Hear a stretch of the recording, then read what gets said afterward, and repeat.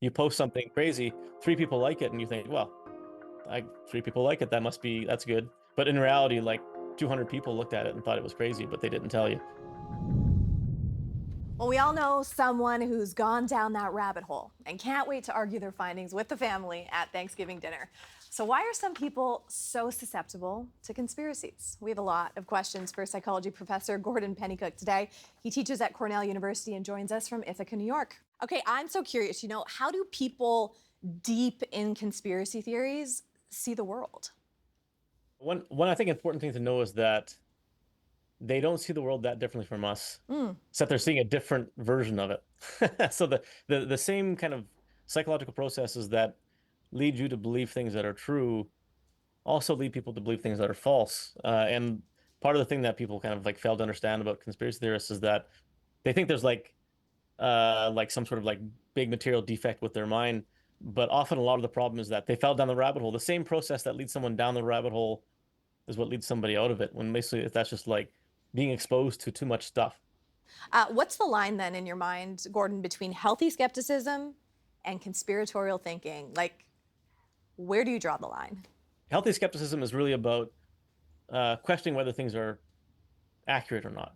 But true skepticism is not just being skeptical of the world; it's being skeptical of yourself, Mm. being intellectually humble, right? And so the line essentially is: are you willing to accept the possibility that you might be wrong about this? Another thing that's like kind of unique to conspiracies is that it does provide this kind of like grand unifying narrative that really makes sense of the world. People kind of have the connection between believing these conspiracies and feeling more control of the world, but that's not actually how it works because, if you live in a world where you believe there are these secret actors who are controlling everything, that's not a good world to live in. It's Right, not like a right. positive thing. We're living It, in a it might false be, world with false fears as well. yeah, exactly. And so like it's kind of like pablum, like it's like it might be sort of appealing in the moment, but it doesn't really provide the right sort of answers for people. If I'm watching one of my friends, for example, maybe go through a divorce, lose a loved one, suddenly, lose a job or economic status, should we be watching those people more closely? One, especially when it comes to conspiracies, a lot of it is like about around anger, and they're putting their anger onto some other kind of group or set of people, and whoever the people who are controlling the world or whatever. And I mean, it's just another form of like this is goes back to the argument about empathy. Like we need to the conspiracies is kind of like a consequence of a deeper set of problems uh, that we need to face in terms of like dealing with people's underlying mental health issues. So we should watch for that in conversation and Yeah, question it, yeah. challenge it, have a bigger discussion. Don't run from it, basically.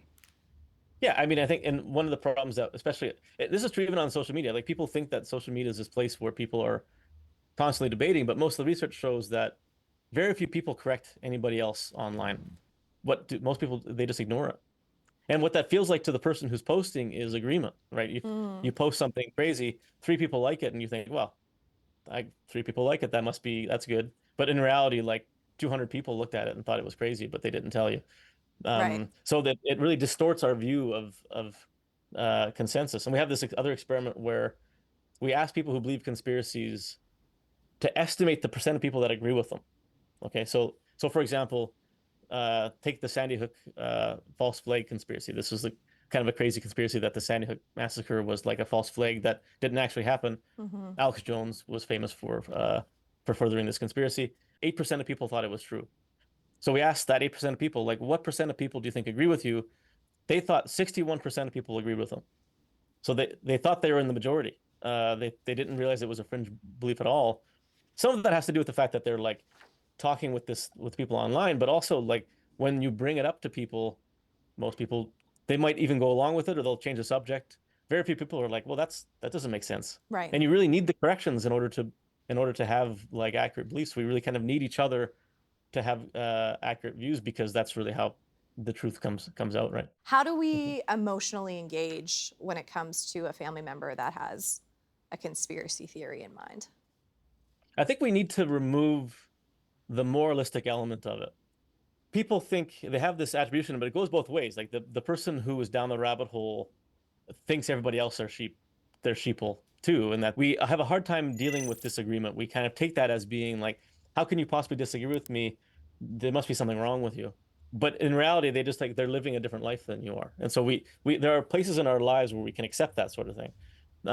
But when it comes to kind of beliefs, we somehow this like now we are happy to say, well, the reason that you believe something that doesn't make sense to me is because you're dumb or you make mistakes or you don't care about the truth.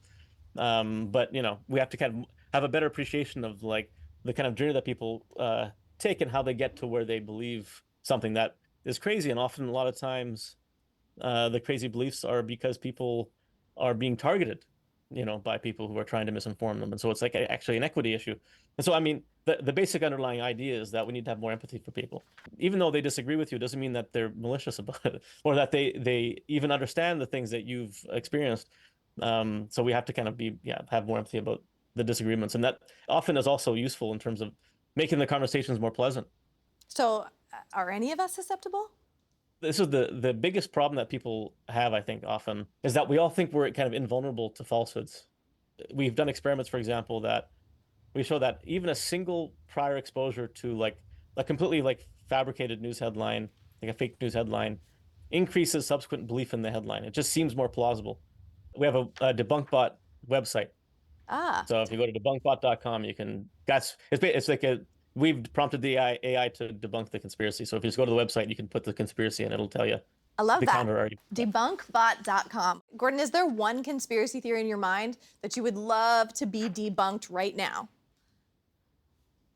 That's a great question. I would love to debunk or to know the facts of whether Epstein actually killed himself or not. Mm. This is a case, and we actually see this in some of our own because we have all these conversations that people have about conspiracies. Um, it's like there's a range of plausibility around conspiracies, and so the AI is really good at debunking the conspiracies that are the most kind of like separated from reality, you might say, like the Earth is flat and scientists are covering it up. And there are ones that it struggles more with because there's like um, uncertainty around the underlying facts. And I think the Epstein case is one of the ones that the AI has like a pretty good counter argument, but it could be better, and I would love to know more of the facts around that.